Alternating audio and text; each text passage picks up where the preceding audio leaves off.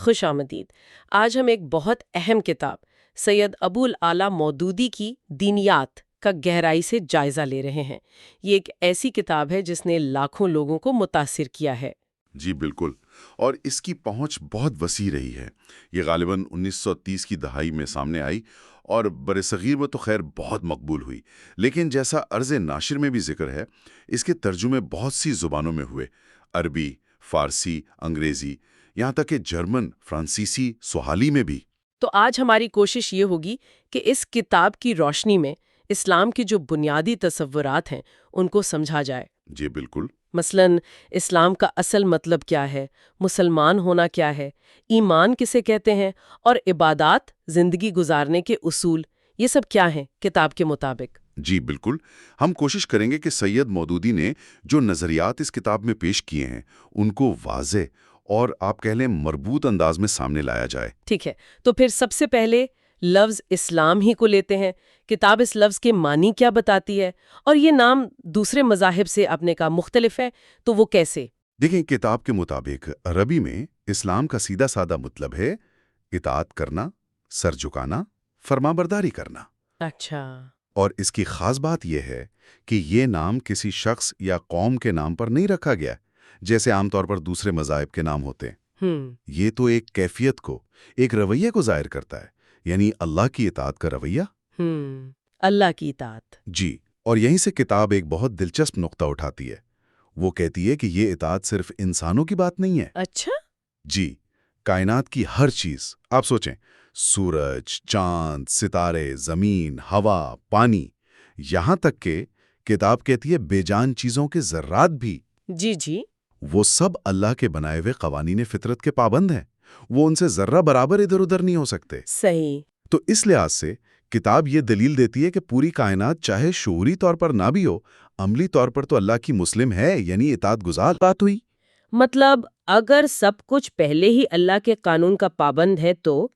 ہاں، خاص بات وہ ہے انسان کو جو ایک چیز ملی ہے، اختیار کی آزادی، فری ول جسے کہتے ہیں۔ اچھا، اختیار۔ جی، کتاب یہ سمجھاتی ہے کہ انسان کی دو حیثیتیں ہیں۔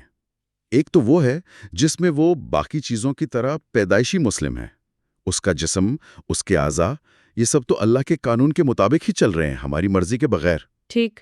لیکن دوسری حیثیت میں اسے سوچنے، سمجھنے، فیصلہ کرنے اور انتخاب کرنے کی آزادی دی گئی ہے۔ جی ہاں۔ اور اسی آزادی کی وجہ سے انسان دو گروہوں میں بٹ جاتا ہے۔ ایک وہ جو اس اختیار کو صحیح استعمال کرتا ہے، اپنے خالق کو پہچانتا ہے، اسے مالک مانتا ہے، اور پھر اپنی مرضی سے شعوری طور پر اس کی اطاعت کا راستہ چنتا ہے۔ کتاب کہتی ہے یہ ہے مسلم۔ اور دوسرا گروہ؟ ظاہر ہے وہ جو یہ نہیں کرتا۔ بالکل، دوسرا وہ جو اپنے اختیار کو غلط استعمال کرتا ہے، یا تو خالق کو پہچانتا ہی نہیں، یا پہچان کر بھی اس کی اطاعت سے منہ موڑ لیتا ہے، اسے کتاب کافر کہتی ہے۔ کافر؟ جی، کفر کا لفظی مطلب ہوتا ہے چھپانا یا پردہ ڈالنا۔ چھپانا؟ ہاں، گویا کافر اپنی فطرت پر، اپنی اصلیت پر پردہ ڈالتا ہے، کیونکہ کتاب کے مطابق انسان کی فطرت میں، اس کی بناوٹ میں اللہ کی پہچان رکھ دی گئی ہے۔ تو یہ صرف انکار نہیں ہے، بلکہ ایک طرح کی ناشکری ہے، اپنے بنانے والے کے خلاف بغاوت ہے۔ تو گویا اسلام قبول کرنا ایک طرح سے اپنی اصل فطرت سے ہم آہنگ ہونا ہے۔ یہ بڑی دلچسپ دلیل ہے کہ کفر اصل میں فطرت پر پردہ ڈالنا ہے۔ لیکن کتاب اس پر کچھ کہتی ہے کہ لوگ پھر ایسا کرتے کیوں ہیں؟ مطلب جانتے بوجھتے اپنی فطرت کے خلاف کیوں جاتے ہیں؟ کیا وجوہات بتائی ہیں؟ دیکھیں، کتاب کوئی بہت تفصیلی نفسیاتی یا معاشرتی تجزیہ تو پیش نہیں کرتی اس نقطے پر، لیکن جو انداز بیان ہے اس سے لگتا ہے کہ بنیادی وجہ یا تو جہالت ہے، یعنی خدا سے ناواقفیت یا غلط فہمی۔ اچھا۔ یا پھر تکبر اور سرکشی ہے، یعنی جانتے بوجھتے ہوئے بھی اپنی خواہشات کے پیچھے چلنا یا کسی اور کی پیروی میں خدا کی بات ماننے سے انکار کر دینا۔ کتاب اسے ظلم کہتی ہے، اپنے آپ پر بھی ظلم اور حقیقت پر بھی۔ اور اس کے نتائج، کفر کے نقصانات کیا بتائے گئے ہیں؟ جی، نتائج بھی واضح کیے ہیں۔ کتاب کہتی ہے کہ کفر انسان کو اپنی صلاحیتوں کے غلط استعمال کی طرف لے جاتا ہے، وہ زندگی کے اصل مقصد سے بھٹک جاتا ہے۔ چاہے دنیا میں بظاہر کچھ کامیابی مل بھی جائے، نتیجہ آخرکار ناکامی اور نامرادی ہی ہے۔ اور اس کے مقابلے میں اسلام کے فوائد؟ بالکل اس کے برعکس، اسلام کو علم اور روشنی کہا گیا ہے۔ حقیقت پسندی کا راستہ۔ جو اسلام قبول کرتا ہے وہ گویا حقیقت کو تسلیم کرتا ہے، اپنے خالق کا شکر گزار بنتا ہے، اپنی طاقتوں کو صحیح جگہ لگاتا ہے۔ جی، کتاب کے مطابق یہ راستہ دنیا اور آخرت دونوں جہانوں میں اصل کامیابی اور فلاح کا راستہ ہے، اور یہ انسان میں اچھی صفات پیدا کرتا ہے، جیسے عزت نفس، بہادری، دل کا سکون، پاکیزگی، صحیح کام کرنا، یہ سب چیزیں۔ دونوں کا آپس میں کیا تعلق ہے، اور اطاعت کے لیے صرف جاننا کافی کیوں نہیں، یقین کیوں ضروری ہے؟ بہت اچھا سوال ہے۔ دیکھیں، کتاب بہت واضح کرتی ہے کہ اطاعت ہو ہی نہیں سکتی اگر آپ کو علم نہ ہو اور یقین نہ ہو۔ آپ اس کی بات کیسے مانیں گے جسے آپ جانتے ہی نہیں، یا جس کی بات پر آپ کو بھروسہ ہی نہیں؟ صحیح بات ہے۔ تو اللہ کی اطاعت کے لیے سب سے پہلے تو یہ جاننا ضروری ہے کہ اللہ کون ہے، اس کی صفات کیا ہیں، وہ ہم سے چاہتا کیا ہے، کیا چیز اسے پسند ہے، کیا ناپسند، زندگی کیسے گزارنی چاہیے۔ جی، ان سب باتوں کو جاننا، اور پھر صرف جاننا نہیں بلکہ دل سے ماننا، ان پر پکا یقین رکھنا، اسی کا نام کتاب نے ایمان رکھا ہے۔ اچھا، تو ایمان علم اور یقین دونوں کا نام ہے؟ جی بالکل، آپ کہہ سکتے ہیں کہ ایمان بیج ہے تو اسلام اس سے اگنے والا درخت ہے۔ یا ایمان بنیاد ہے تو اسلام اس پر کھڑی عمارت؟ یقین آئے گا کہاں سے، خاص طور پر ان چیزوں کے بارے میں جنہیں ہم خود دیکھ یا محسوس نہیں کر سکتے؟ ایمان و بالغیب کا تصور اسی سے جڑا ہے غالباً۔ بالکل ٹھیک۔ ہماری زیادہ تر معلومات تو ہمارے حواس خمسہ سے آتی ہیں نا، دیکھنا، سننا، چکھنا، سونگھنا، چھونا۔ جی، لیکن بہت سی حقیقتیں ایسی ہیں جو ان حواس کی پہنچ سے بالکل باہر ہیں، جیسے خود اللہ کی ذات ہے، فرشتے ہیں، وحی کیسے آتی ہے، مرنے کے بعد کیا ہوگا، جنت دوزخ۔ ہاں، یہ تو غیب کی باتیں ہیں۔ جی، یہ غیب کی حقیقتیں ہیں۔ ان کا علم ہمیں براہ راست نہیں مل سکتا۔ یہ علم ہمیں ملتا ہے اللہ کے بھیجے ہوئے پیغمبروں کے ذریعے۔ کتاب یہاں ایک مثال دیتی ہے ڈاکٹر کی۔ ڈاکٹر کی؟ جی، کہ جب ہم بیمار ہوتے ہیں تو ڈاکٹر کی بات پر بھروسہ کرتے ہیں نا۔ حالانکہ ہم خود بیماری کی ساری تفصیلات نہیں سمجھتے۔ صحیح۔ تو اسی طرح روحانی اور اخلاقی ہدایت کے لیے، ان غیبی حقیقتوں کو جاننے کے لیے ہمیں اللہ کے سچے پیغمبروں پر اعتماد کرنا پڑتا ہے۔ ان کی بتائی ہوئی باتوں کو سچ ماننا، یہی ایمان بالغیب ہے۔ اور یہ ضروری ہے کیونکہ اس کے بغیر ہمیں پتہ ہی نہیں چلے گا کہ زندگی کا مقصد کیا ہے، صحیح راستہ کون سا ہے۔ تو پھر وہ کون سی بنیادی باتیں ہیں جن پر ایمان لانا ضروری ہے؟ کتاب میں ایمان مفصل کا ذکر آتا ہے، اس کے اجزاء کیا ہیں؟ جی، ایمان مفصل میں بنیادی طور پر 7 چیزوں کا ذکر ملتا ہے جن پر ایمان لانا ضروری ہے۔ اللہ پر، اس کے فرشتوں پر، اس کی کتابوں پر، اس کے رسولوں پر، آخرت کے دن پر، جی، اور اچھی بری تقدیر کہ وہ اللہ کی طرف سے ہے، اور مرنے کے بعد دوبارہ جی اٹھنے پر۔ ان میں سب سے زیادہ زور کس بات پر ہے؟ کتاب خاص طور پر اللہ پر ایمان یعنی توحید پر بہت زیادہ زور دیتی ہے۔ توحید؟ جی، کلمہ لا الہ الا اللہ، اللہ کے سوا کوئی عبادت کے لائق نہیں، یہی بنیاد ہے۔ اس کا مطلب صرف یہ نہیں کہ خدا ایک ہے، بلکہ یہ کہ کائنات کا بنانے والا، مالک، پالنے والا، قانون دینے والا، اصل حاکم، وہ سب صرف اور صرف اللہ ہے۔ کوئی دوسرا نہ اس کی ذات میں شریک ہے، نہ صفات میں، نہ اختیارات میں۔ اور اس عقیدے کا یعنی توحید کا عملی زندگی پر کیا اثر پڑتا ہے؟ کتاب اس بارے میں کیا کہتی ہے؟ کتاب کہتی ہے کہ اس کے اثرات بہت گہرے ہیں، انقلابی ہیں۔ یہ عقیدہ انسان کو غیر اللہ کی غلامی سے نکال کر حقیقی عزت نفس دیتا ہے۔ وہ صرف ایک اللہ کے آگے جھکتا ہے، باقی سب چیزیں اس کی نظر میں چھوٹی ہو جاتی ہیں۔ یہ تنگ نظری ختم کرتا ہے کیونکہ وہ پوری کائنات کو ایک ہی مالک کی ملکیت سمجھتا ہے۔ یہ اسے بہادر بناتا ہے کیونکہ اسے یقین ہوتا ہے کہ نفع نقصان کا اصل مالک اللہ ہے۔ جی، یہ اسے پر امید رکھتا ہے، مایوس نہیں ہونے دیتا کیونکہ وہ اللہ کی رحمت پر بھروسہ کرتا ہے۔ اور سب سے اہم، یہ اسے اللہ کے قانون کا پابند بناتا ہے کیونکہ وہ جانتا ہے کہ اصل حاکم اللہ ہے۔ یہ تو ہوئی توحید کی بات۔ مختصراً فرشتوں، کتابوں، رسولوں اور آخرت پر ایمان کا کیا مطلب بتایا گیا ہے، اور خاص طور پر آخرت پر اتنا زور کیوں ہے؟ ضرور، فرشتوں پر ایمان کا مطلب ہے اللہ کی وہ نوری مخلوق ماننا جو اس کے حکم پر کام کرتی ہے، کائنات کا انتظام چلاتی ہے۔ کتابوں پر ایمان کا مطلب ہے وہ سارے صحیفے ماننا جو اللہ نے مختلف نبیوں پر اتارے، توریت، زبور، انجیل وغیرہ، جی، اور یہ ماننا کہ قرآن اللہ کی آخری اور مکمل کتاب ہے جو ہمیشہ محفوظ رہے گی۔ رسولوں پر ایمان کا مطلب ہے اللہ کے بھیجے ہوئے تمام پیغمبروں کو سچا ماننا، آدم سے لے کر محمد صلی اللہ علیہ وسلم تک سب کو، اور آپ کو آخری نبی ماننا۔ اور آخرت؟ آخرت پر ایمان یعنی موت کے بعد ایک اور زندگی ہے، وہاں حساب کتاب ہوگا، پھر جزا سزا ملے گی، جنت یا دوزخ، اس پر یقین رکھنا۔ اس کی ضرورت کیا ہے؟ کتاب اس کی ضرورت پر یوں دلیل دیتی ہے کہ آپ دیکھیں اس دنیا میں انصاف پورا نہیں ہوتا۔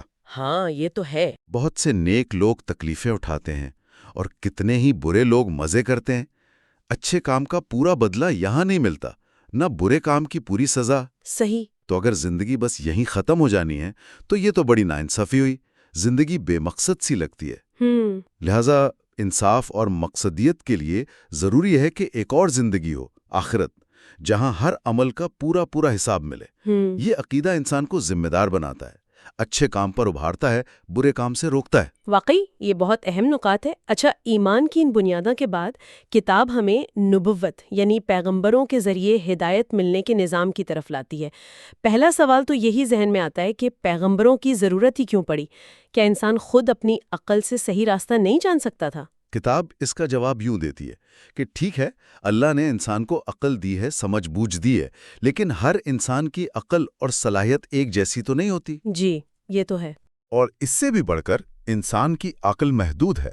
وہ شاید یہ تو سوچ لے کہ کوئی بنانے والا ہے، لیکن صرف عقل سے یہ نہیں جان سکتا کہ وہ بنانے والا کون ہے، اس کی صفات کیا ہیں، وہ ہم سے چاہتا کیا ہے، زندگی گزارنے کا صحیح طریقہ کیا ہے، مرنے کے بعد کیا ہوگا۔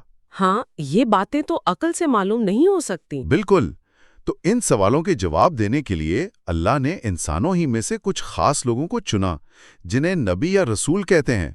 اللہ ان پر اپنا علم براہ راست اتارتا ہے، اسے وحی کہتے ہیں۔ اچھا، اور یہ نبی پھر وہ علم اور ہدایت باقی انسانوں تک پہنچاتے ہیں۔ اور یہ کیسے پتا چلے گا کہ کون سچا نبی ہے؟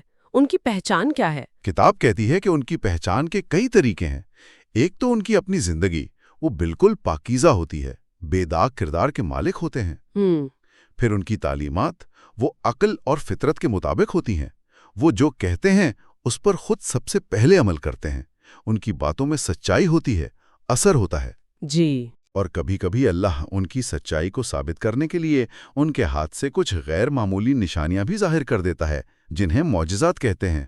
کتاب یہ بھی کہتی ہے کہ نبی کی اطاعت اصل میں اللہ ہی کی اطاعت ہے، کیونکہ نبی اپنی طرف سے کچھ نہیں کہتا، وہ تو اللہ کا پیغام پہنچا رہا ہوتا ہے۔ کتاب میں ان نبیوں کی تاریخ کا بھی کچھ ذکر ہے؟ جی، ایک مختصر سی تاریخ بیان کی گئی ہے کہ یہ سلسلہ حضرت آدم سے شروع ہوا، جو پہلے انسان بھی تھے اور پہلے نبی بھی۔ اچھا۔ پھر جیسے جیسے ضرورت پڑی مختلف قوموں میں نبی آتے رہے، جیسے نوح، ابراہیم، موسیٰ، عیسیٰ اور بہت سے نامعلوم نبی۔ ان سب کی بنیادی دعوت ایک ہی تھی، ایک اللہ کو مانو اور اسی کی اطاعت کرو۔ لیکن پھر کیا ہوتا تھا؟ ہوتا یہ تھا کہ وقت گزرتا، لوگ آہستہ آہستہ ان تعلیمات کو یا تو بھول جاتے یا ان میں اپنی طرف سے باتیں ملا دیتے، شرک اور گمراہی عام ہو جاتی، تو اللہ پھر کسی نئے نبی کو بھیج دیتا۔ اور پھر یہ سلسلہ حضرت محمد صلی اللہ علیہ وسلم تک پہنچا۔ آپ صلی اللہ علیہ وسلم کی نبوت کو کتاب کن دلائل سے ثابت کرتی ہے؟ کی زندگی 40 سال مکہ میں گزارے، سب لوگ آپ کو صادق یعنی سچا اور امین یعنی امانت دار مانتے تھے۔ جی، یہ تو مشہور ہے۔ آپ کے کردار پر کوئی داغ نہیں تھا۔ دوسرا، قرآن مجید، یہ وہ کتاب ہے جو آپ پر اتری۔ کتاب اسے خود ایک بہت بڑا معجزہ کہتی ہے۔ معجزہ؟ کس لحاظ سے؟ اس کی زبان، اس کا بیان، اس کی حکمت، انسان کی نفسیات اور فطرت کا گہرا علم، زندگی کے ہر شعبے کے لیے رہنمائی، یہ سب چیزیں گواہی دیتی ہیں کہ یہ کسی انسان کا کلام نہیں، اللہ کا کلام ہے۔ ٹھیک، اور؟ تیسرا، آپ کی تعلیمات کا اثر۔ انہوں نے عرب جیسی قوم جو بالکل بکھری ہوئی تھی، لڑائی جھگڑوں میں پڑی تھی، اسے ایک مہذب، متحد اور طاقتور امت بنا دیا۔ یہ ایک تاریخی انقلاب تھا۔ جی بالکل۔ اور چوتھا، آپ کی زندگی یعنی سیرت اور آپ کی تعلیمات یعنی سنت، وہ آج تک پوری تفصیل سے محفوظ ہیں۔ آپ نے کیا کہا، کیا کیا، کس بات کی اجازت دی، کس سے روکا، یہ سب مستند ذرائع سے ہم تک پہنچا ہے۔ تاریخ میں کسی اور شخصیت کی زندگی اتنی محفوظ نہیں ہے۔ اور اسی سے جڑا ہوا ایک بہت اہم تصور ہے ختم نبوت کا۔ کتاب کے مطابق آپ صلی اللہ علیہ وآلہ وسلم آخری نبی کیوں ہیں؟ اب کسی نئے نبی کی ضرورت کیوں نہیں رہی؟ جی، اس کی وجہ کتاب یہ بتاتی ہے کہ آپ کے ذریعے اللہ نے اپنا دین مکمل کر دیا ہے۔ دین مکمل ہو گیا؟ جی، پچھلے نبی یا تو کسی خاص قوم کے لیے آتے تھے یا کسی خاص زمانے کے لیے، لیکن آپ کی نبوت اور آپ کا پیغام یعنی قرآن وہ کسی خاص قوم یا وقت کے لیے نہیں بلکہ ساری انسانیت کے لیے ہے اور قیامت تک کے لیے ہے۔ اچھا، پھر قرآن مکمل شکل میں موجود ہے اور اللہ نے اس کی حفاظت کا ذمہ لیا ہے، اس میں کوئی تبدیلی نہیں ہو سکتی۔ جی۔ اور تیسری بات، آپ کی زندگی اور تعلیمات یعنی سنت وہ بھی پوری تفصیل سے محفوظ ہیں۔ تو جب دین مکمل ہو گیا، ہدایت کا ذریعہ قرآن اور سنت ہمیشہ کے لیے محفوظ ہو گیا اور پیغام بھی سب انسانوں کے لیے ہو گیا، تو اب کسی نئے نبی کی ضرورت ہی باقی نہیں رہی۔ صحیح۔ اسی لیے آپ کو خاتم النبیین کہا گیا ہے، یعنی نبیوں کا سلسلہ ختم کرنے والا۔ ٹھیک ہے، تو ہم نے دیکھا کہ کتاب کے مطابق ایمان بنیاد ہے اور نبوت رہنمائی کا ذریعہ۔ اب سوال آتا ہے عمل کا۔ اس ایمان اور رہنمائی کی روشنی میں زندگی کیسے گزارنی ہے؟ یہاں کتاب عبادت کے تصور پر بات کرتی ہے، تو کیا عبادت سے مراد صرف نماز، روزہ جیسی چیزیں ہیں؟ نہیں، کتاب عبادت کا مطلب بہت وسیع لیتی ہے۔ دیکھیں، عربی میں عبد کہتے ہیں بندے یا غلام کو، جی۔ تو عبادت کا مطلب ہوا بندگی کرنا، غلامی کرنا۔